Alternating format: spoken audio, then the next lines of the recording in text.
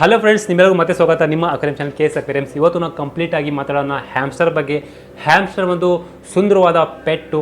Aquarium ಮೀನು ಬಿಟ್ಟರೆ ನಿಮ್ಮ ಚಿಕ್ಕ ತೊಟ್ಟಿಯಲ್ಲಿ ಅಥವಾ ಚಿಕ್ಕ ಸ್ಪೇಸಲ್ಲಿ ಯಾವ ಪೆಟ್ ಇಡ್ಬೋದು ಅಂದರೆ ಹ್ಯಾಮ್ಸ್ಟರ್. ಅದ್ರ ಬಗ್ಗೆ ನಾವು ಕಂಪ್ಲೀಟಾಗಿ ಮಾತಾಡೋಣ. ಯಾವ ಥರ ಅವರ ಕೇರ್ ಮಾಡ್ಬೋದು, ಯಾವ ಥರ ಅವ್ರನ್ನ ಏನೇನು ಫುಡ್ ಕೊಡಬೇಕು, ಆಹಾರ ಕೊಡಬೇಕು, ಯಾವ ಥರ ಅದನ್ನು ಪ್ರೆಸೆಂಟ್ನ ಬ್ರೀಡಿಂಗ್ ಮಾಡಿಸ್ಬೋದು.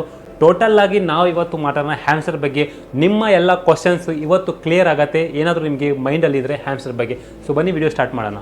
ಸೊ ಇಲ್ಲಿ ನೋಡ್ಬೋದು, ನಾನು ಹ್ಯಾಮ್ಸ್ಟರ್ಗೆ ಫೀಡಿಂಗ್ ಕೊಟ್ಟಿದ್ದೀನಿ. ಫೀಡಲ್ಲಿ ನೀವು ಬೇಕಾದ್ರೆ ನೀವು ವೆಜ್ಜಿಸ್ ಕೊಡ್ಬೋದು. ಆ್ಯಕ್ಚುಲಿ ಹ್ಯಾಮ್ಸ್ಟರ್ ಬಂದು ಓಮ್ನಿವೋರ್ ಅಂದರೆ ಏನು ಕೊಟ್ಟರು ತಿಂದಾಗ ಬಿಡುತ್ತೆ. ನೀವು ಮೀಟ್ ಕೂಡ ಕೊಡ್ಬೋದು, ಚಿಕನ್ ಕೂಡ ಕೊಡ್ಬೋದು, ಮೀಲ್ವಾಮ್ ಕೊಡ್ಬೋದು, ಸೂಪರ್ ಮೀಲ್ವಾಮ್ಸ್ ಕೊಡ್ಬೋದು, ಸಸ್ಯಾಹಾರಿ ಮತ್ತು ಮಾಂಸಾಹಾರಿ ಎರಡು ಅಂತ ಹೇಳ್ಬೋದು. ಎರಡು ಫುಡ್ ಕೂಡ ತಿನ್ನತ್ತೆ. ಇದಕ್ಕೆ ಅಕ್ವೇರಿಯಂ ಶಾಪಲ್ಲಿ ಬೇಕಾದರೆ ಸಪ್ರೇಟಾಗಿ ಪೆಲೆಟ್ ಸಿಗುತ್ತೆ. ಇಲ್ಲಿ ನೋಡಿ ಪೆಲೆಟ್ಸ್ ಈ ಥರ ಸಿಗುತ್ತೆ. 400 ರೂಪಾಯಿ 200 ರೂಪಾಯಿ ಕೆ ಜಿ 400 ರೂಪಾಯಿ ಕೆ ಜಿ ಸಿಗುತ್ತೆ.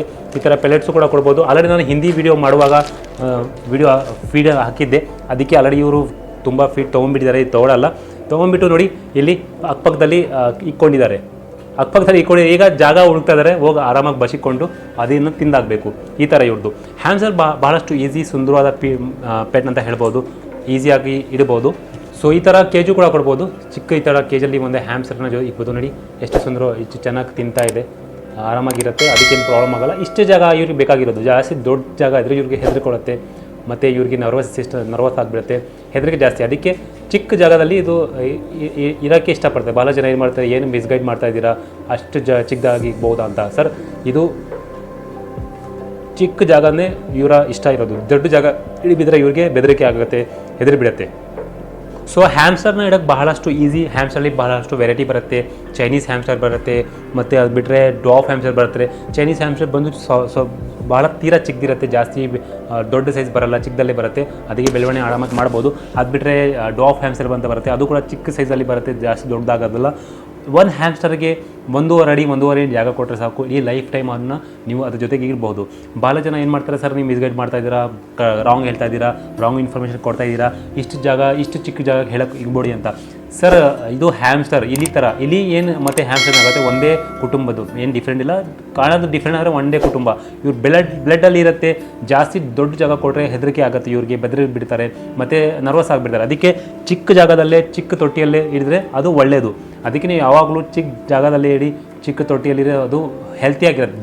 ದೊಡ್ಡ ಜಾಗ ಕೊಟ್ಬಿಟ್ರೆ ಅದು ಜಾಸ್ತಿಯಾಗಿ ಕೆಲವು ಸಮಯ ಒಂದು 10-20 ನಿಮಿಷ ಆಡತ್ತೆ ಅಷ್ಟೇ. ಅದ್ರ ಬಿಟ್ಟರೆ ಯಾವಾಗಲೂ ಮಲ್ಕೊಂಡಿರುತ್ತೆ. ಯಾಕಂದರೆ 24 ಗಂಟೆಯಲ್ಲಿ 16 ಗಂಟೆ ಇದು ಬರೀ ಮಲ್ಕೊಳೋದಷ್ಟೇ, ಇವ್ರ ಕೆಲಸ ಅಷ್ಟೇ. ಮಿಕ್ಕಿದ 8 ಗಂಟೆ 6 ಗಂಟೆ ಎದ್ಬಿಟ್ಟು ಫುಡ್ಡನ್ನು ನೋಡ್ತಾರೆ, ಮತ್ತು ಸ್ವಲ್ಪ ಅಷ್ಟು ಆ್ಯಕ್ಟಿವಿಟಿ ಇರುತ್ತೆ ಅಷ್ಟೇ. ಅದು ಬಿಟ್ಟರೆ ಎಲ್ಲ ಯಾವಾಗಲೂ ಇದು ಮಲ್ಕೊಂಡಿರ್ತಾರೆ. ಇದಕ್ಕೆ ಆರಾಮಾಗಿ ನೀವು ನೋಡ್ಕೊಬೋದು. ಅಕ್ವೇರಿಯಂ ಬಿಟ್ಟರೆ ಇದು ಬಹಳಷ್ಟು ಕ್ಯೂಟ್ ಮತ್ತು ಬಹಳಷ್ಟು ಬ್ಯೂಟಿಫುಲ್ ಪೆಟ್ ಅಂತ ಹೇಳ್ಬೋದು. ಭಾಳ ಚಿಕ್ಕ ಸ್ಪೇಸಲ್ಲಿ ಇರ್ಬೋದು. ಮಕ್ಳಿಗೂ ಕೂಡ ಕೊಡ್ಬೋದು. ಮಕ್ಕಳು ಬೈಟ್ ಮಾಡಲ್ಲ. ಚಿಕ್ಕ ಮಕ್ಕಳು ಕೊಡ್ಬೋದು, ಬೈಟ್ ಮಾಡಲ್ಲ. ನೀವು ಕೂಡ ಆಡ್ಬೋದು, ಬೈಟ್ ಮಾಡಲ್ಲ. ಯಾಕಂದರೆ ಇದು ಅನ್ಬೈಟಬಲ್, ಅಂದರೆ ಪಾಯ್ಸನಸ್ಸು ಇಲ್ಲ, ಏನೂ ರೇಬಿಸು ಇಲ್ಲ, ಇದರಲ್ಲಿ ಏನೂ ಇನ್ಫೆಕ್ಷನ್ ಇಲ್ಲ. ಭಾಳಷ್ಟು ಸುಂದರವಾದ ಮತ್ತು cute pet in the world, ಇಡೀ ಪ್ರಪಂಚದಲ್ಲೇ ಭಾಳಷ್ಟು ಕ್ಯೂಟ್ ಪೆಟ್ ಅಂತಾರೆ ಇದಕ್ಕೆ. ನಾನು ಹೇಳ್ತಾ ಇಲ್ಲ, ಸ್ಟಡಿ ಮತ್ತು ಇದಕ್ಕೆ ಹೇಳೋದಷ್ಟೇ. ಯಾಕಂದರೆ ಇದು ಚಿಕ್ಕ ಸ್ಪೇಸಲ್ಲಿ, ಅಪಾರ್ಟ್ಮೆಂಟಲ್ಲಿರುವ ಚಿಕ್ಕ ರೂಮಲ್ಲಿ ಅದರಲ್ಲಿ ನೀವು ಆರಾಮಾಗಿರ್ಬೋದು. ಇದರಿಂದ ಏನೂ ಇನ್ಫೆಕ್ಷನು ಆಗೋಲ್ಲ, ಇದರಲ್ಲಿ ಏನೂ ಕಾಯಿಲೆನೂ ಬರೋಲ್ಲ. ಒಂದು ಪೆಟ್ ಅಂತ ಸಾಕೋ ಪ್ರಾಣಿ, ಎಕ್ಸೋಟಿಕ್ ಸಾಕೋ ಪ್ರಾಣಿ ನಿಮ್ಮ ಜೊತೆಗೆ ಒಂದು ಆಟ ಆಡೋಕ್ಕೆ ಚೆನ್ನಾಗಿರುತ್ತೆ. ಇದನ್ನು ನೀವು ಫೀಡಿಂಗಲ್ಲಿ ನಾನು ಮೊದಲು ತೋರಿಸಿದಂಗೆ ವೆಜ್ಜಿಸ್ ಕೊಡ್ಬೋದು, ಮೀಟು ಕೂಡ ಕೊಡ್ಬೋದು. ಏನು ಬೇಕಾದರೂ ಕೊಟ್ಟರೆ ಇದು ತಿಂದಾಗ ಬಿಡುತ್ತೆ, ಆರಾಮಾಗಿರುತ್ತೆ. ಇದಕ್ಕೆ ಏನು ಸ್ಪೆಷಾಲಿಟಿ ಇತ್ತು, ಇದನ್ನೇ ಕೊಡಬೇಕು ಅದನ್ನೇ ಕೊಡಬೇಕೇನಿಲ್ಲ, ಆರಾಮಾಗಿದು ಹಿಡಿಬಿಡುತ್ತೆ. ಮತ್ತು ಹೈಡಿಂಗ್ ಪ್ಲೇಸು ಕೂಡ ನೀವು ಅಕ್ವೇರಿಯಂ ಸೆಟಪ್ ಮಾಡಿದರೆ ಅಥವಾ ಕೇಜಲ್ಲಿ ಇಕ್ಕಿದರೆ ಇದಕ್ಕೆ ಹೈಡಿಂಗ್ ಪ್ಲೇಸು, ಟಾಯ್ಸ್ ಎಲ್ಲ ಕೊಡಿ, ಚೆನ್ನಾಗಿದು ಇರುತ್ತೆ. ಇದು ಲೈಫ್ ಸ್ಪ್ಯಾನ್ ಬಂದು 6 ವರ್ಷ 5 ವರ್ಷ, ಅದ್ರ ಜಾಸ್ತಿ ಇದು ಬೆಳವಣಿಗೆ ಆಗಲ್ಲ, ಅದ್ರ ಜಾಸ್ತಿ ಜೀವಿಸಿದಿಲ್ಲ. 5 ವರ್ಷ ಮ್ಯಾಕ್ಸಿಮಮ್ ಲೈಫ್, ಇಲ್ಲಾಂದರೆ 6 ವರ್ಷ ಮ್ಯಾಕ್ಸಿಮಮ್ ಲೈಫ್. ಅದಾದಮೇಲೆ ಇದು ಸತ್ತೋಗುತ್ತೆ, ನ್ಯಾಚುರಲ್ ಲೈಫೇ ಆಗುತ್ತೆ. ಯಾಕಂದರೆ ಅದ್ರ ಲೈಫ್ ಅಷ್ಟೇ ಇರೋದು. ಅದಕ್ಕೆ ನೀವು ಯಾವಾಗಲೂ ಕೊಂಡ್ಕೊಂಡ್ರೆ ಹ್ಯಾಮ್ಸ್ಟರು ಚಿಕ್ಕ ಸೈಜಲ್ಲಿ ಕೊಂಡ್ಕೊಂಡ್ರೆ, ಚಿಕ್ಕ ಮರಿಗಳು ಬರುತ್ತಲ್ಲ ಅದರಿಂದನೇ ತೊಗೊಳ್ಳಿ. ಒಂದೇ ಸಲ ದೊಡ್ಡ ತೊಗೊಂಬಂದು ಇಕ್ಕಿದ್ರೆ 1 ವರ್ಷ 2 ವರ್ಷ ಸತ್ತೋಗ್ಬಿಡುತ್ತೆ, ನಿಮಗೂ ಫೀಲಿಂಗ್ ಆಗೋದು ಚೆನ್ನಾಗಿರಲ್ಲ. ಅದಕ್ಕೆ ಚಿಕ್ಕ ಸೈಜ್ ಇರುತ್ತಲ್ಲ ಮರಿಗಳು, ಆವಾಗ ಟೈಮಲ್ಲಿ ತೊಗೊಂಬಂದು ನಿಮ್ಮ ಅಕ್ವೇರಿಯಮಲ್ಲಿ ನಿಮ್ಮ ಮನೆಯಲ್ಲಿ ಇರೋದಕ್ಕೆ ಹೇಳೋಕ್ಕೆ ಇಷ್ಟಪಡ್ತೀನಿ. ಯಾಕಂದರೆ ಇದು ಆವಾಗ ಭಾಳಷ್ಟು ಕ್ಯೂಟ್ ಆಗುತ್ತೆ. ಯಾವುದು ಪೆಟ್ಟಿದ್ರೂ ಅದು ಮರಿಗಳ ಟೈಮಲ್ಲೇ ಸುಂದರವಾಗಿ ಕಾಣೋದು. ಆಮೆ ಇರ್ಬೋದು, ಅಕ್ವೇರಿಯಂ ಮೀನು ಇರ್ಬೋದು, ಚಿಕ್ಕ ಇದ್ದಾಗ ಮರಿ ಏಜಲ್ಲಿ ಚೆನ್ನಾಗಿ ಕಾಣುತ್ತೆ. ಯಾವ ಥರ ದೊಡ್ಡದಾಗ್ತಾ ಇರುತ್ತೋ ಅದು ಅಷ್ಟೇ ನಮಗೆ ನಮ್ಮ ಮನಸ್ಸಿಗೆ ಅಷ್ಟು ಚೆನ್ನಾಗಿ ಕಾಣಲ್ಲ. ಅದು ನಾಯಿ ಇರ್ಬೋದು, ಅದು ಬೆಕ್ಕು ಇರ್ಬೋದು. ಅದಕ್ಕೆ ನೀವು ಮರಿ ಇರುವಾಗಲೇ ಇದು ತೊಗೊಂಬನ್ನಿ.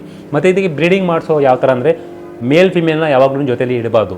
ಮೇಲ್ ಫಿಮೇಲ್ ಜೊತೆಲಿ ಹಿಡಿದ್ರೆ ಮೇಲ್ ಏನು ಮಾಡುತ್ತೆ, ಹರಾಸ್ ಮಾಡಿ ಫಿಮೇಲ್ನ ಕೊಂದಾಗಿ ಬಿಡದೆ ಸತ್ತೋಗುತ್ತೆ. ಅದಕ್ಕೆ 24 ಗಂಟೆ ಆ ಥರ ಇಡಬೇಡಿ. ಕೊಂದಾಗಿ ಬಿಟ್ಟರು ಆಗಲ್ಲ ಅಂದ್ರೂ ಅಟ್ಲೀಸ್ಟ್ ಡ್ಯಾಮೇಜ್ ಮಾಡುತ್ತೆ. ಅದಕ್ಕೆ ನೀವು ಡೈಲಿ 1 ಗಂಟೆ ಜೊತೆ ಹಿಡೀರಿ, ಮಾರ್ನಿಂಗ್ ಅಥವಾ ಈವ್ನಿಂಗಲ್ಲಿ ಜೊತೆಲಿ ಬಿಡಿ. ಯಾಕಂದರೆ ಮೇಟಿಂಗ್ ಮಾಡಬೇಕಲ್ಲ. 15 ದಿವಸ ಜೊತೆಲಿ ಬಿಡಿ.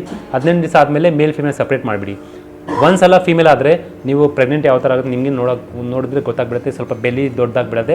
ಆವಾಗ ಫೀಮೇಲ್ನ ಸಪ್ರೇಟಾಗಿ ಇಕ್ಕಿ ನೀವು ಆ ಮರಿಗಳು ಕೊಡುತ್ತೆ. ಮರಿಗಳು ಡಿಸ್ಟರ್ಬ್ ಮಾಡೋಕೆ ಹೋಗಬೇಡಿ, ಟಚ್ ಮಾಡೋಕೆ ಹೋಗಬೇಡಿ. ಯಾಕಂದರೆ ನೀವು ಟಚ್ ಮಾಡ್ತಾಯಿದ್ರೆ ಅದಕ್ಕೆ ಡಿಸ್ಟರ್ಬ್ ಮಾಡ್ತಾಯಿದ್ರೆ ಯಾವಾಗ ಅನಿಸುತ್ತೋ ಫೀಮೇಲ್ಗೆ ನಮ್ಮ ಮರಿಗಳು ಸೇಫ್ ಇಲ್ಲ ಅಂದರೆ ಆವಾಗ ಆ ಮರಿಗಳನ್ನು ತಿಂದಾಗ್ಬಿಡುತ್ತೆ. ಚಿಕ್ಕ ಸೈಜಲ್ಲಿ ಹೇರ್ ಬರುವಾಗ ಆ ಟೈಮಲ್ಲಿ ತಿನ್ನಲ್ಲ. ಚಿಕ್ಕ ಸೈಜಲ್ಲಿ ಅದು ತಿಂದಾಗ್ಬಿಡುತ್ತೆ. ಅದಕ್ಕೆ ಸ್ವಲ್ಪ ಡಿಸ್ಟರ್ಬೆನ್ಸ್ ಜಾಸ್ತಿ ಮಾಡಬೇಡಿ. ಅಟ್ಲೀಸ್ಟ್ 18 ದಿನ 20 ದಿನ ಡಿಸ್ಟರ್ಬ್ ಮಾಡೋಕೆ ಹೋಗಬೇಡಿ. 15 ದಿನ 20 ದಿನ ಆದಮೇಲೆ ನೀವು ಟಚ್ ಮಾಡಿದ್ರು ಏನೂ ಪ್ರಾಬ್ಲಮ್ ಕೊಡೋಲ್ಲ ಅದು. ಸೊ ಫೀಮೇಲ್ನ ನೀವು ಮರಿಗಳ ಜೊತೆ ಅಟ್ಲೀಸ್ಟ್ 1 ತಿಂಗಳು 2 ತಿಂಗಳು ಆರಾಮಾಗಿ ಇಡ್ಬೋದು, ಏನೂ ಪ್ರಾಬ್ಲಮ್ ಮಾಡೋಲ್ಲ. ಅದಾದಮೇಲೆ ಬೇಕಾದ್ರೆ ಸಪ್ರೇಟ್ ಮಾಡಿ. ಬಹಳಷ್ಟು ಈಸಿಯಾಗಿ ನೋಡ್ಕೊಬೋದು. ಮತ್ತು ಇದನ್ನು ಫೀಡಲ್ಲಿ ಹೇಳಿಬಿಟ್ಟೆ, ಟ್ಯಾಂಕ್ಸಿಸು ಹೇಳಿಬಿಟ್ಟೆ, ಯಾವ ಥರನ ಪ್ರಜನ ಮಾಡಬೇಕು ಬ್ರೀಡಿಂಗ್ ಅದು ಹೇಳಿಬಿಟ್ಟೆ. ಸೊ ಈ ಥರ ಸೆಟಪ್ ಕೊಟ್ಟರೆ ನೀವು ಒಳ್ಳೆಯದು. ಮತ್ತು ಹೈಡಿಂಗ್ ಪ್ಲೇಸ್ ಯಾವಾದರೂ ಇಕ್ಕಿ, ಮತ್ತು ಕ್ಯಾಪ್ ಯಾವಾಗಲೂ ಮುಚ್ಚಲ ಇರೋದು. ಅಕ್ವೇರಿಯಮಲ್ಲಿ ಇಕ್ತಾ ಇದ್ದರೆ ಮುಚ್ಚಲ ಹಾಕಿರಿ. ಮತ್ತು ಕೇಜಲ್ಲಿ ಇದ್ದರೆ ಈ ಥರ ಕೇಜ್ ಇಕ್ಕಿ. ಮತ್ತು ಹೈಡಿಂಗ್ ಪ್ಲೇಸ್ ಮತ್ತು ಈ ಥರ ನೀವು ನೋಡಿಕೊಂಡ್ರೆ ನಿಮ್ಮ ಹ್ಯಾಮ್ಸ್ಟರ್ನ ನೀವು ಸುಂದರವಾಗಿ ನೋಡ್ಕೊಬೋದು. ಕ್ಯೂಟ್ ಪೆಟ್ ಅಂತ ಅನ್ಸ್ಕೊಂಡ್ಕೋಬೋದು. ಸೊ ಇದು ಇವತ್ತಿನ ವಿಷಯ ಅಷ್ಟೇ. ಐ ಹೋಪ್ ನಿಮಗೆ ವಿಡಿಯೋ ಇಷ್ಟ ಆಗಿರ್ಬೋದು. Thank you for watching. ಇನ್ನೊಂದು ವಿಡಿಯೋ ಸಿಗೋಣ. ಅಲ್ಲಿನ ತನಕ ನಮಸ್ತೆ, ಗುಡ್ ಬೈ.